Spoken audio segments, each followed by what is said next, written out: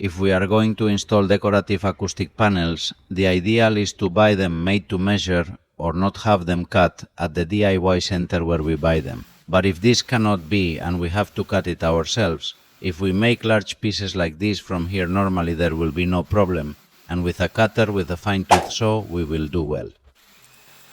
However, if small cutting adjustments are necessary, it could result in the final part not being cut accurately, causing the material covering the interior of the MDF strip to peel off, as demonstrated here with the cutter. The solution can only be reached if someone steps in to assist us. Support on the piece to be cut. In this way, the slat does not separate when it is at the end of the cut. And it's done well.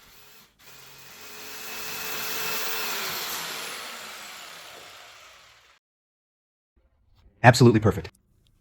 And if you have to cut a part of the strip to save plugs or switches and you don't want to cut the filter that goes behind it, a good option is to use the multi-tool that will make precise cuts and saving the filter as we see here.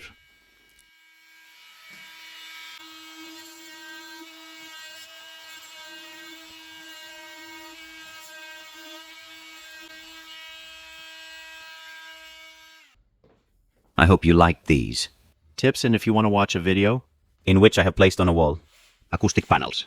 Decorative, achieving a very impressive result. Don't miss the video that will appear on the final screen. Best regards and greetings.